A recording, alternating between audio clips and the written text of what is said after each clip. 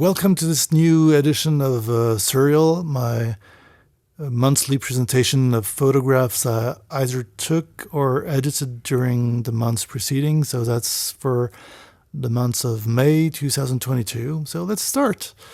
So the first two pictures, let's start on the left with a picture I took with my Leica M8 rangefinder. So that's a digital camera, the first Leica rangefinder. That was on March 4 during my Californian trip. So I've edited this one a little late. That's why it's in this series. I just found it interesting because you've got snow. That's just when you enter the LA County. And on that day, there was still snow. It was early afternoon.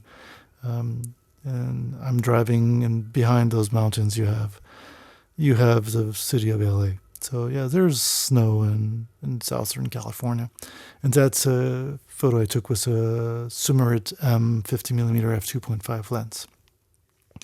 On the right, so yeah, the left photo is not that interesting in terms of composition, but well, it was a good introduction to get to the next one, which is instant photography using Fujifilm Instax wide film on a lomograph lock back on a large format camera, a 4x5 Intrepid, using a Rodenstock 150mm f5.6 lens. In that series, in those tests I'm doing, I don't really care about the focus. I'm more looking at the grain, the ambiance, the light. I presented a few photos from those tests earlier in the previous months. And this one's on the lake of Thun in the Bern state of central Switzerland. South, it's basically in the Alps, the start of the Alps and the city of Spiez. And I find interesting always analog photography, instant photography, and the medium's own color characteristics and chemical characteristics are interesting. So the next two pictures, still doing film. So those two pictures are made on APS film. That's this forgotten format from the early 2000s that was supposed to let film fight back against digital cameras. And that's on a really interesting camera, which is a Nikon APS reflex camera, which was named Pronea S. And the film is Fuji Nexia APS A200 film, expired in 2006, I believe. And that's, again, talking about snow, that's a film, photo, both photos I took on the left in Bern and on the right in the region of Blois. It's in the central part of Switzerland, the French-speaking side of Switzerland, on a freeway stop. I find it interesting how those expired Fuji films often go in cold colors, and I really like the grain and the feel coming out from it.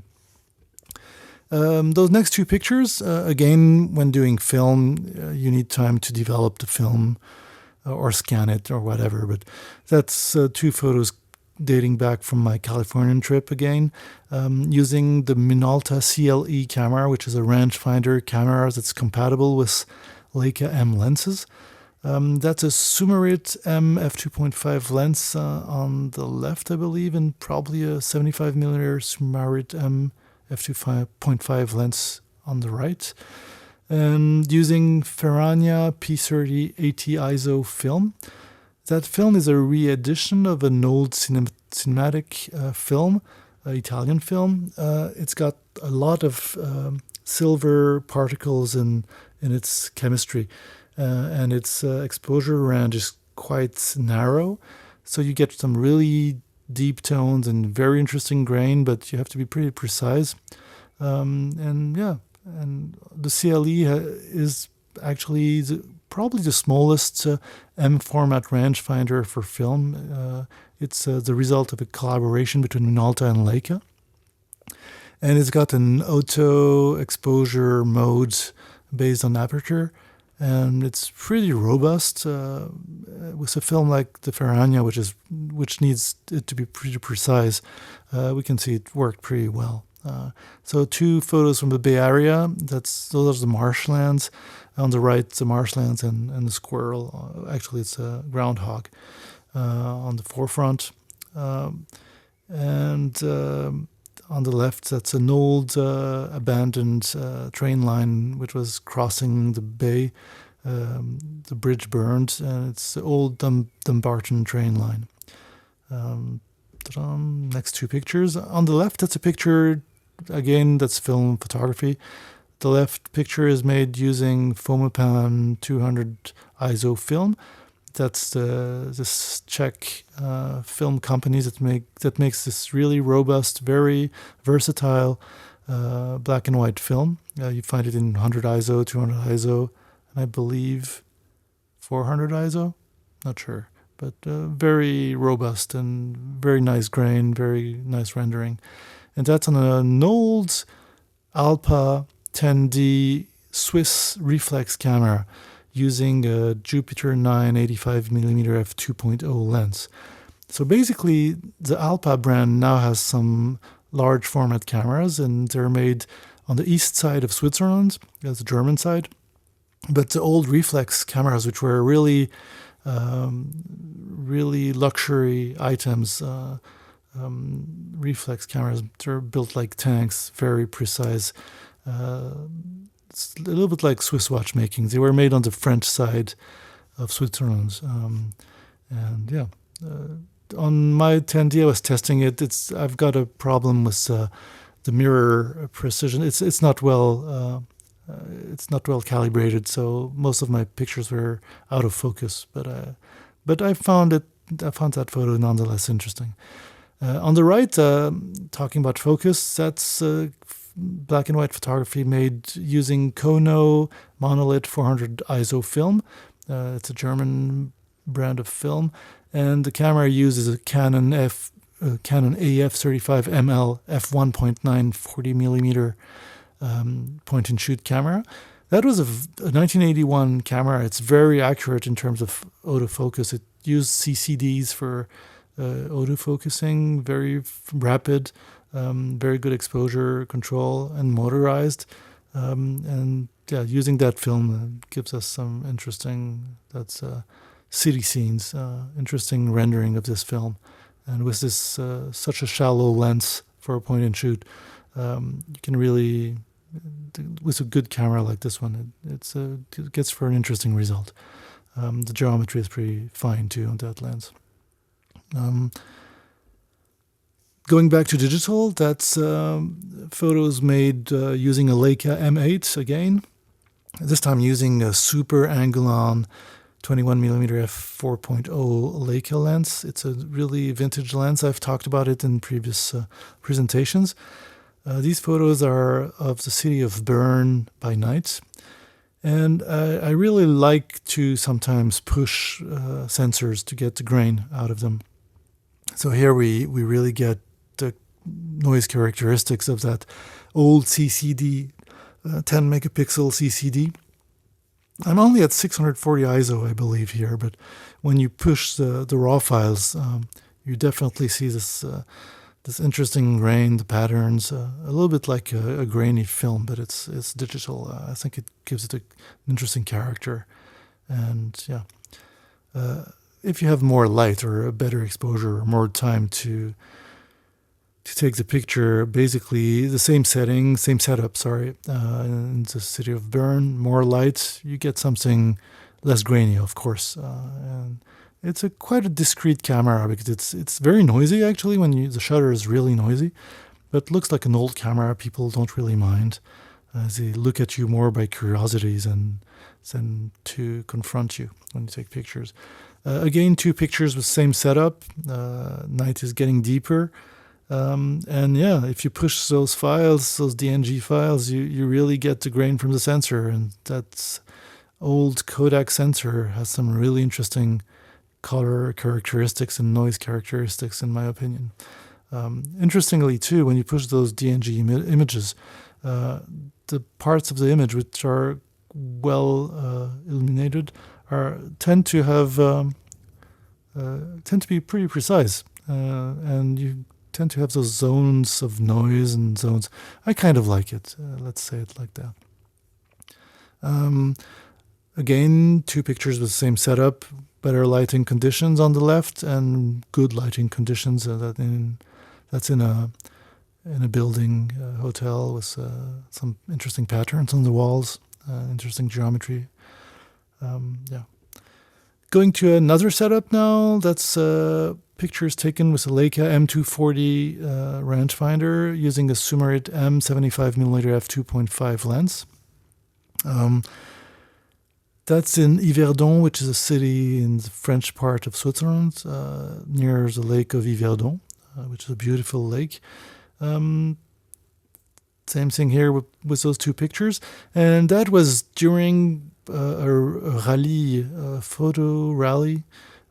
Basically, there's photo clubs all over the world, and in Switzerland has many clubs. And once a year, the different clubs in the French part of Switzerland unite for an afternoon or a morning of photography. And it's always an interesting thing to go and meet photographers from other ways of life or who have other habits. They can be professionals, amateurs, they're of all kinds. And those occasions are really great to meet them. Lots of people who have time, obviously, because they're clubs. So the average age range is pretty high. But it's a good thing to confront yourself, I think, to those rallies. And basically, in those rallies, there are some keywords, and we have to go hunt for photos according to keywords during the morning, and then we confront our works. So anyways, here those two pictures are. It was a good occasion for me to test an adapter, a lens adapter system for a Leica S medium format S006 37.5 megapixel CCD camera from Leica. It's a reflex camera. I've used it before. I've talked about it before. I really love this format. And here I have the official Leica adapter for Hasselblad V system or 5 system. I don't know if it's Roman. And here I'm using the notorious Zeiss Distagon 50mm f4.0 lens from 1964. One that's gone to the moon, I believe. It's got some very interesting optical characteristics, and that was for me the occasion to try to understand how it worked and how the rendering was, and really liked the bokeh. Really like the depth of field, and we can see it with the flower on the right. It's really soft and precise at the same time, and still is warm. That's being helped by the CCD sensor of the Leica S006. But anyhow, again, same setup. The medium format digital sensor is not as wide as the 6x6 that this Hasselblad lens would use usually, but it's still, instead of a 6x6 surface, it's a 45x30 digital sensor surface. So obviously I don't get what I would get with a 50mm on a larger surface, but yeah, that's what I get. Very interesting rendering.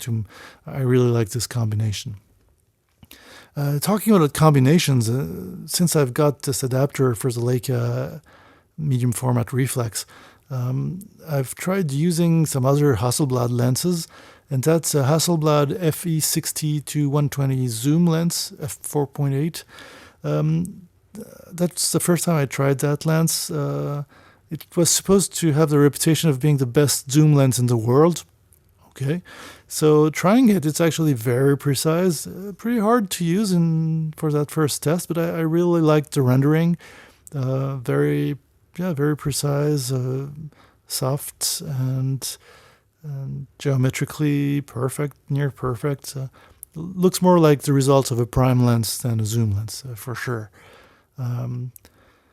Those next two photos, that's completely different. We're going from medium format digital camera to really tiny format. That's the Pentax Q line of cameras.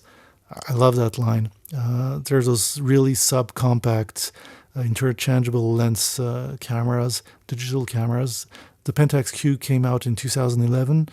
There were a few models afterwards, and I really like the sensors they use. It's a really tiny sensor like you would find on a cell phone, basically, but probably the top notch for the time.